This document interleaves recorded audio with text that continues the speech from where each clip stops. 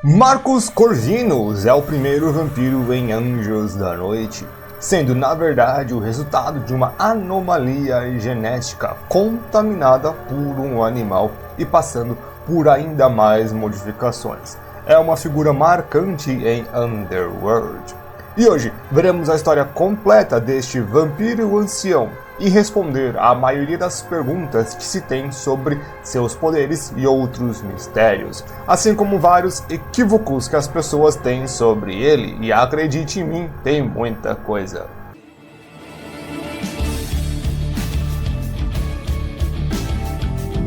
Olá, seres da noite! Hoje, antes de entrarmos novamente no mundo de Anjos da Noite, gostaria de pedir aos meus inscritos que já deixassem o like, curtisse, compartilhasse para quem puder se tornar membro para ter acesso antecipado aos vídeos, prioridade na resposta de comentários, agradeceria demais, ou se não, doação direta por Pix. Para quem ainda não for inscrito, peço a inscrição e todos os passos anteriores. Mas é importante vir comigo até o final para não ficar com nenhuma dúvida e não sair por aí achando coisa errada. Victor. Para quem já conhece o canal deve estar se perguntando, mas de novo este vídeo? Bem, eu estou fazendo remakes dos meus vídeos mais antigos por vários motivos aí, nível técnico, nível de edição, tudo, né? E então tô fazendo esse remake aí. Vai ter só o remake? Claro que não. Tô com uma nova rotina aí já pensada, já começando a trabalhar nela, de vídeos. Voltaremos com 2 vídeos por semana, mais alguns shorts também. Então a gente vai voltar aí com uma meta, com mais vídeos no canal, mais coisas interessantes. Então vamos aí para falar sobre o Marcus Corvinus. É impossível para mim falar de Marcus Corvinus e não falar do Alexander, o pai dele, o primeiro dos imortais, pois os poderes dele, tudo na verdade, é devido à família Corvinus.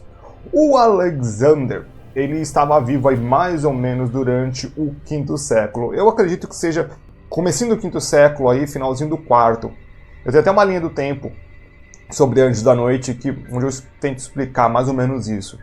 Quando ele estava vivo, a vila onde ele morava passa por uma grande praga e todo mundo vai de arrasta, menos o Alexander. Isso, pois ele tem uma anomalia dentro dele, que é um vírus anomálico dentro do seu DNA.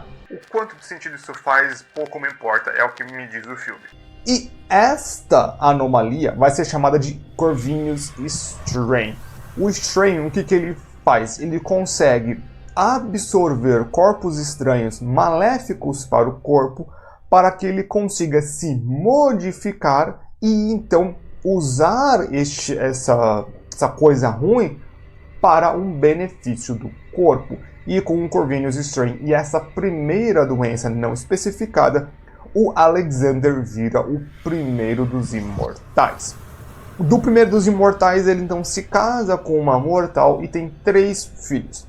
Os gêmeos, Marcus e William, e um terceiro sem nome, do qual se perde. Os gêmeos, eles conseguem herdar o DNA ativo imortal, se tornando então imortais naturais.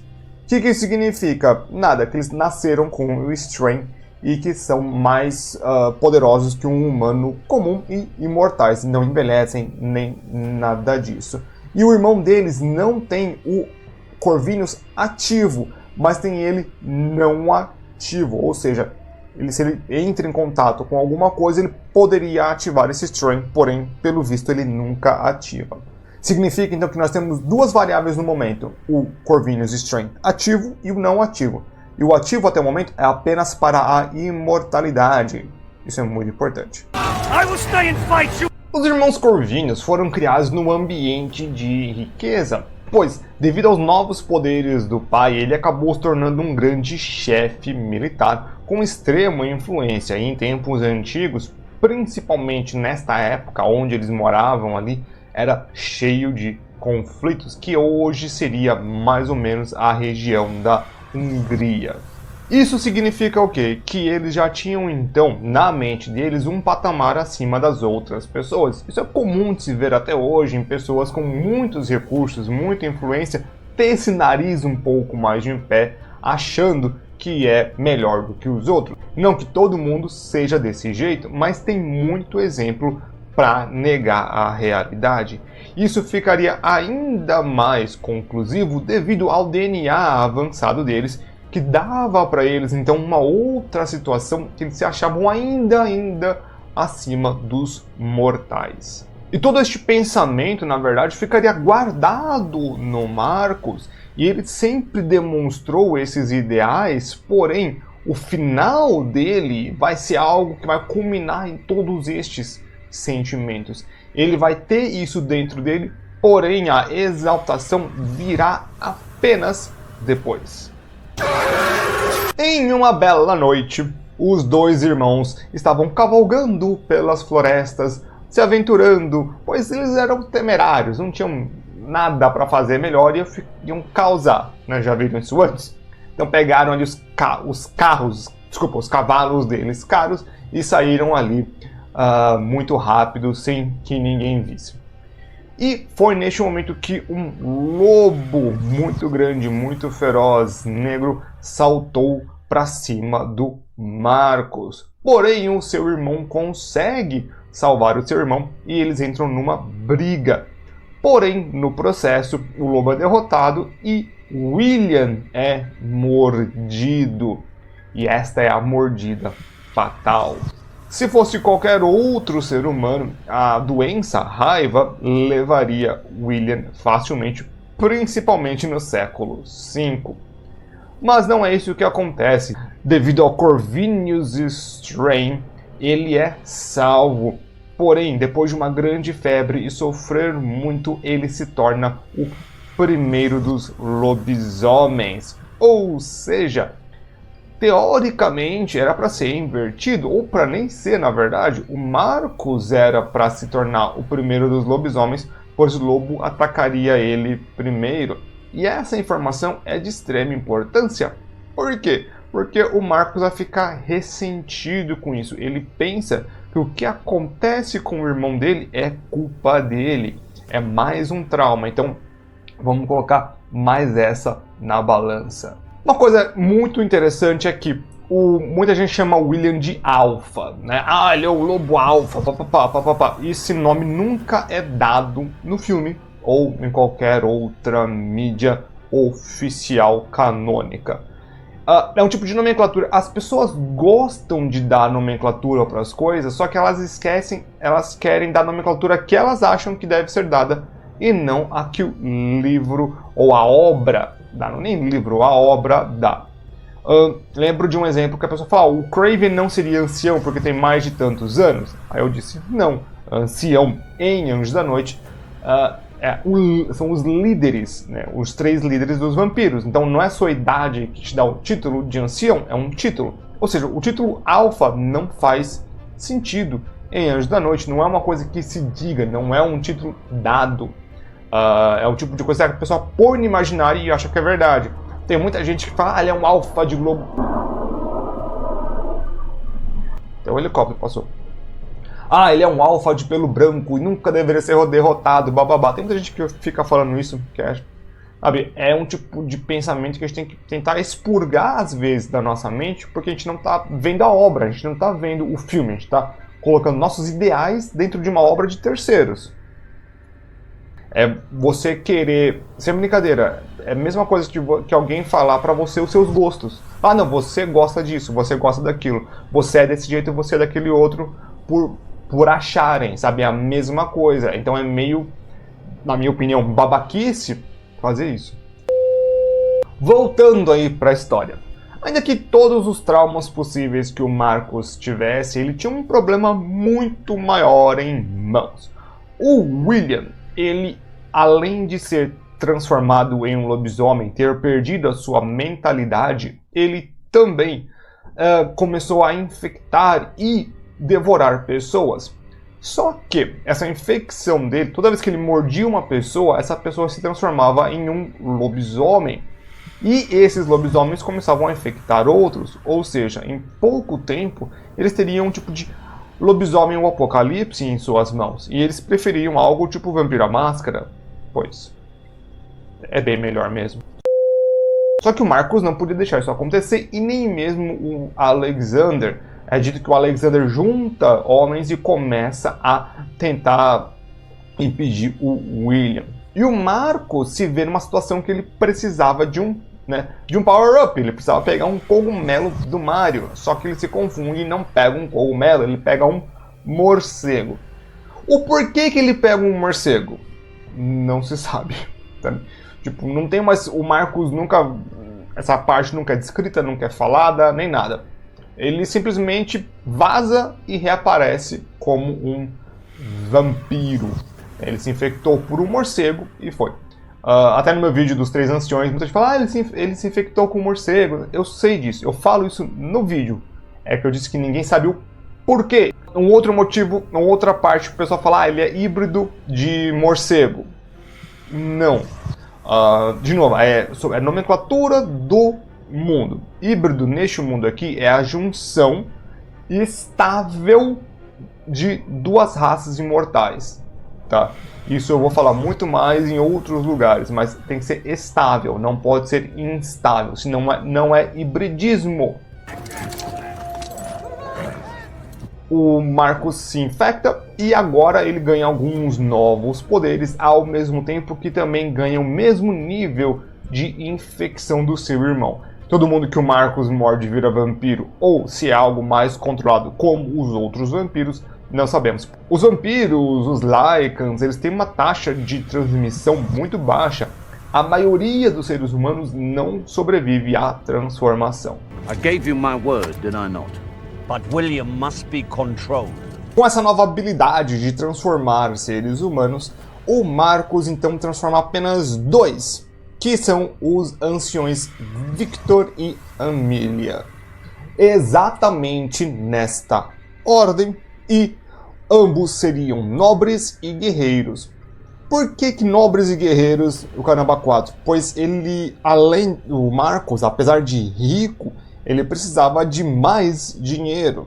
Afinal de contas, eles seriam os responsáveis agora por organizar todo o mundo dos vampiros, formar grandes territórios, tomar posses de grandes recursos, treinar gente para burro, conseguir transformar gente para que um caramba. Tudo isso para quê? Para conseguir conter a horda do William.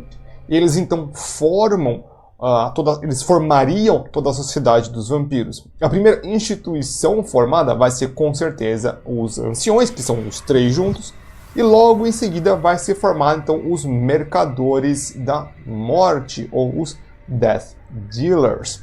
No quarto filme chama de... tem outros nomes que dão nos outros filmes, dão outros nomes porque são besta, porque a tradução do filme, a dublagem foi mal feita, pois em todos os filmes, no original, são chamados sempre de Death Dealers. O nome nunca muda, mas o tradutor às vezes acha que pode mudar as coisas. Normal. Horrível, mas normal. É um erro da tradução brasileira. Eu não vou falar da dublagem, sim da tradução. A dublagem tem outros 500. Para conseguir um certo domínio sobre os seus... Assim, a gente tá falando aqui do Marcos, mas para quem já sabe do canal, já sabe que eu tenho aí minhas opiniões sobre ele. O Marcos, ele não é o mais firme, ele não é o melhor dos líderes dos vampiros. Ele é manipulado, ele é deixado de lado, um bando de coisa que a gente vai ver. E assim, ele sabe que ele também não é muito disso, então ele meio que inventa ele inventa uma mentira ou um achismo para poder ficar em cima do negócio. Ele diz que se ele for destruído, todos os outros vampiros também seriam destruídos. Claro que você pode falar, mas era a crença natural da época. Não, não era. Esse tipo de crença, ele é muito mais moderna. Ele inventou isso para poder ficar por cima dos outros vampiros. Sabia que os outros nobres, no caso o Victor, a Amelia e até mesmo outros depois, tentariam tomar o lugar dele, e essa mentira meio que deixaria todo mundo em xeque e meio que vai resolver os casos, pelo menos de começo. Então já começa com essa grande mentira. Começa então a guerra contra os lobisomens e o William. E uma coisa que a gente sabe sobre a guerra é que a guerra nunca muda. Mas as pessoas mudam na guerra. A guerra muda as pessoas. Independentemente se você estiver lutando nela ou vivendo no próximo dela ou algo do tipo, mas principalmente para os seus ativos guerreiros. O conflito contra o William vai durar 600 anos, então vai acabar mais ou menos aí no século XI. Neste ponto, os vampiros formam vários covens. Covens são territórios que eles controlam, tá? Então como se fossem, sei lá, estados ou países. Então cada país pode ter um coven ou mais, depende muito de como é formado um coven. Então um coven é um território que os vampiros têm. Então vários covens, várias casas, vários grupos de mercadores. Toda a sociedade dos vampiros é formada nestes 600 anos. Então inicialmente os vampiros foram forjados a fogo, a prata e a dente de lobisomem. Então é uma sociedade muito forte, muito bem estruturada, com diversos recursos. Eles são quase que independentes por si, mas são governados pelos 3 anciões. E eles ganham essa batalha, assim, eles vão ganhando a batalha de pouco em pouco, dura 600 anos. Só que durante este tempo, a relação entre os 3 anciões não fica boa. O Victor, ele era ganancioso e os poderes vampíricos deixam ele ainda mais sangue nos olhos. A Milha, ela, por incrível que pareça, apesar de ser cruel, ela tinha um amor pelos vampiros. E os dois queriam acabar a guerra, ainda que por motivos diferentes. Porém, o Marcos nunca deixou com que eles finalizassem o William.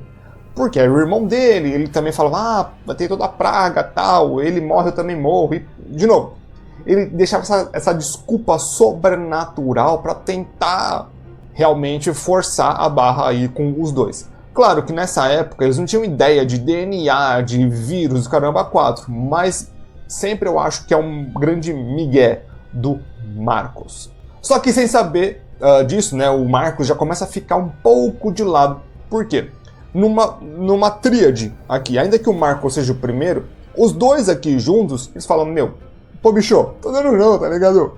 E o Victor e a Milha se juntam num complô pra capturar o William. Já que a gente não pode matar, porque ainda assim, você vai atirar nele. Aí eu acho que é interessante, é bem pensado até.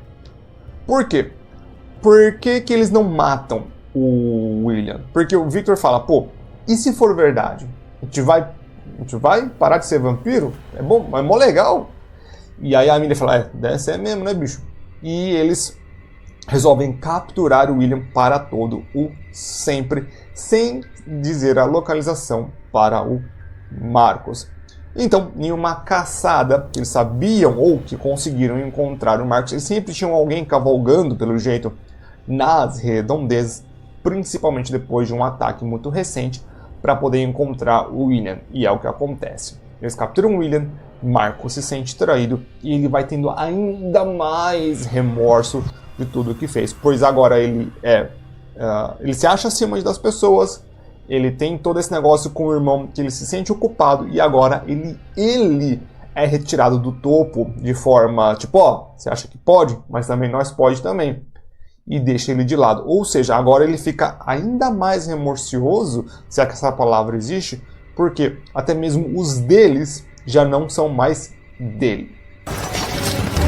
É neste tempo, depois da derrota do William, que a relação entre os 3 se estremece demais. E com isso é criado a The Chain, que é um sistema onde um deles governaria durante 100 anos e os outros 2 dormiriam. Só que cada um dormia durante 200 e governaria durante 100. Isso causaria com que eles nunca tivessem que passar um por cima do outro na governança total. Claro que eles deixavam seus emissários, donos de casas, filhos e filhas, para poder manipular o resto da sociedade. E claro, quem tem mais ganância e mais visão política vai ganhando no jogo. O Victor tem bastante gente que ele consegue manipular. A Amelia funda vários covens e faz então o seu jogo político, enquanto o Marcus não consegue tanto ganho assim. Você pode ver no filme que poucas pessoas trabalham diretamente para o Marcus, poucas pessoas têm o nome Marcus como algo tão importante, e a Amelia, ela demonstra o poder dela nos outros filmes, e o Victor tem um controle muito forte sobre as regiões centrais dos vampiros. Isso também se dá porque o Victor fala, já que o Marcus mentiu, vamos então dar uma limpada na história. Ele começa a trocar os registros históricos. Para quê? Para que os anciões fiquem meio que um pé de igualdade. Assim, não, na verdade ninguém sabe o que aconteceu, tal, papapá. Ah, e mais uma coisinha, é proibido verificar os arquivos. E o Marcus, ele vai aceitando, porque ele nunca pode ir contra os seus dois filhos. O que para mim é uma das grandes demonstrações que o Marcus não é tão forte assim quanto as pessoas pensam. É a mesma coisa do primeiro vampiro é o mais forte. Por quê? É uma regra? Tá escrito onde que todo autor de fantasia tem que fazer desse jeito? Sabe? Ou, de novo, é uma concepção da pessoa que ela tá projetando. É o lobo alfa, é o lobo de pelo branco, sabe?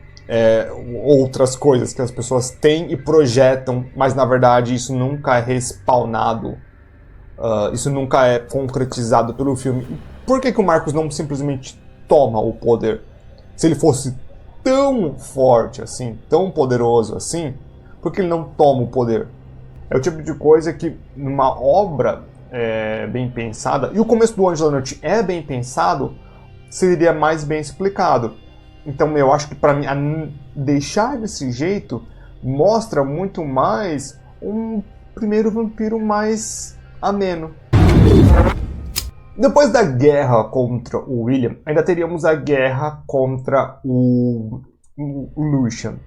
Porém, essa guerra contra o Lucian, ela tem um final um pouco mais rápido até.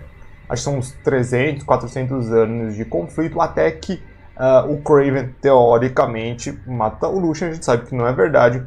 Só que daí em diante, o declínio dos Lycans começa, os lobisomens já não são tão mais numerosos assim, e os vampiros, eles dominam o mundo, esse mundo dos imortais, começam a sempre crescer em recursos, tal, Caramba 4.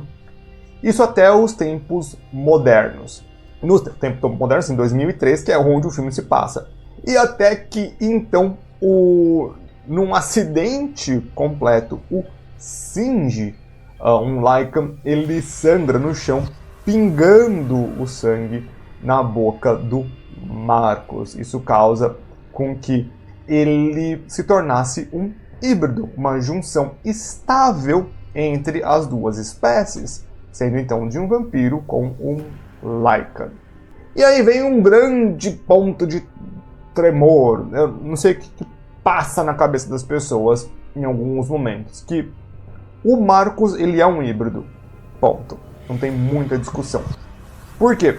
A gente vai ter tanto provas dentro do filme, dentro do contexto e dentro da lógica. Ele bebe o sangue de um Lycan e tem o Corvinus Strain, ou seja, o DNA dele pode adaptar a nova doença. O que acontece com um vampiro que bebe o sangue dos Lycans? Morre. Se for infectado, então um vampiro que é infectado com a licantropia morre e vice-versa. Isso é bem estabelecido em todos os filmes. Então como é que ele não morre? Se absorvendo o DNA. Ele se transforma a pele mais acinzentada, que é típico de um híbrido. Ou seja, a hibridificação, ela causa transformação. Vampiros normalmente não se transformam. Ah, mas ele é único por ser o primeiro. Isso nunca nunca foi demonstrado antes em nenhum evento canônico. Ele se transforma apenas depois da sua hibridificação. Terceiro, os olhos dele passam de azuis para o olho de um híbrido, assim como o do Michael, mostrando a hibridificação. É confirmado em diálogos, em hipóteses dentro do filme. Ou seja, você pode falar, ah, mas eu não acho. Se você não acha, é porque você não entendeu o filme. Você não prestou atenção no filme. Demonstra claramente que o Marcus, ele é um híbrido. Tem um comentarista meu que achei fantástico que ele disse: se você não acha que ele é um híbrido, é como se fosse terraplanismo. É tipo, não tem noção. Não tem como você pensar que não. Então, para quem não acha, desculpa, você está demonstravelmente errado. Só que a hibridificação do Marcus é um pouquinho diferente. Primeiro, pois ele já tinha o ativo dos vampiros, ou seja, ele é mais vampiro do que Lycan. Até aí tudo bem, todos os híbridos que existem, eles estão meio capengas nesse daí. Porque o hibridismo não é 50-50, como eu disse, é a forma estável. Isso também causa um probleminha na mente dele. Lembra de todos os traumas dele? Achar que está acima de todo mundo, ter o problema de ter transformado, de ter deixado o irmão se transformar, ser deixado de lado pelos seus, não ser um bom líder, ser meio broxa. Calma, essa parte nunca foi dita. Tudo isso causa com que ele, na hora da hibridificação, solte os seus demônios internos. Porque o sangue dos Lycans, os Lycans, eles são mais agressivos naturalmente. Ou seja, eles são mais explosivos, tem essa fúria dentro deles devido à raiva, à doença raiva que causa raiva. É assim que funciona na vida real? Não sei. O importante é que é assim que causa no filme. Com isso, então ele fica doido. Todo esse remorso, repressão dentro dele explode. E quando explode, explode feio. Ele sai devastando todo mundo. O Kraven, o resto do Coven, ele faz a festa. Ele sai debulhando todo mundo. Ele, na sua forma híbrida, ele é muito forte. Mas não é tão forte assim também. Pois ele tem um primeiro conflito com o Michael, que é um híbrido que acabou de virar híbrido. Eles têm um conflito, sai meio que no empate, os dois. Tudo bem que a Selene ajuda, tal, caramba, 4, mas... nossa, sair na mão, assim, porque ele deveria ter muito mais experiência de combate. E ele não tem, pelo jeito, porque não consegue nem lidar com um híbrido que acabou de virar híbrido, né? O Victor conseguiu ganhar dele na mão. Só perdeu por causa da Selene. Ele consegue os 2 medalhões, ele finaliza o pai dele, porque ele falou que os novos deuses não podem ter paz. O plano dele era bem simples, e não sei se funcionaria. Ele queria transformar o William em híbrido também. Eu acho qual foi a lógica dele. Se eu, um vampiro, quando tomei o sangue de um Lycan, eu fiquei descontrolado. Se um lobisomem toma o sangue de um vampiro, ele fica controlado? Não sei. Tipo, a gente nunca foi demonstrado. E o William, ele é um lobisomem, não um Lycan. O Lycan tem menos agressividade do que um lobisomem. Então, não é uma versão mais... eu acho que é uma versão até mais fraca, no geral, mas sei lá, não dá pra saber se é verdade ou não. Eu acho que teoricamente faz sentido.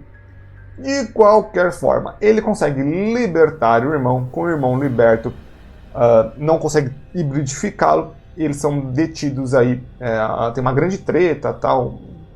A Selene sai na mão, sai no tiro, na verdade, com o William, aí depois aparece o Michael. O Michael, ele consegue derrotar o William, e o Marcus é derrotado pela Selene, com direito a um grande fatality muito legal. E demonstrando então que a Selene, na sua forma melhorada ou hibridificada, porque ela é a junção de um imortal com um vampiro, estavelmente, consegue então derrotá-la. Tem muita coisa que eu falei aqui que, tipo, eu falo, nossa, mas vocês vão ter que pegar em outros lugares, porque aqui eu me foquei no William, ainda no Marcos, ainda que eu dei alguns pontos, tem outros vídeos meus que vão explicar melhor, e eu vou fazer vários outros remakes para tudo ficar muito mais legal para vocês, tá bom? O Marcos, ele é um daqueles primeiros vampiros que ele tem tudo muito bem explicado, ele é uma exceção até. Você pega a maioria dos vampiros, tal, eles não tem tanta explicação assim. E assim, explicação é bom ou é ruim? Depende. Depende muito de como é feito. Nunca vou dizer, explicar é bom ou explicar não é bom, porque depende muito, sabe? De como a obra lida com essa explicação ou com essa não explicação, tá bom? E eu gosto muito do Marcos, é um grande personagem, sabe? Eu só acho que as pessoas inflam o Marcos demais, por algum motivo. Quer dizer, eu sei, porque é o primeiro vampiro e as pessoas babam o ovo do primeiro vampiro, assim como babam o ovo para o primeiro lobisomem e principalmente para o lobisomem de pelo branco. Sei lá, por quê? Deve ser tara, ou furry. Então tem toda essa ideia muito estigmatizada, né? Muito, não, tem que ser assim. Tanto faz. Então eu acho que o Marcos é um grande representante de várias coisas, uma ótima história, um primeiro vampiro muito interessante e que vale a pena ser contada a história, tá bom? Então agradeço demais para quem chegou até aqui, deixa aquele like, comentário, se inscreva no canal, se puder se tornar membro ou doação direta, agradeço demais. Para todo mundo, agora que eu entendi, acho que um pouco melhor todo o processo, a gente vai voltar com uma vida mais ativa aqui neste canal. Além do meu canal que vai sair de jogos, tem um super ultra mega vídeo que eu estou preparando. Vai se inscrever no meu canal secundário. E além disso, eu tenho feito participações especiais no canal da minha esposa, o Rita de Cássia, Crimes e Mistérios, do qual toda segunda-feira eu estou lá falando com ela sobre alguma série, documentário, filme que nós vamos assistir, e temos então o Crítica de Casal. Vejo todo mundo então aí na próxima.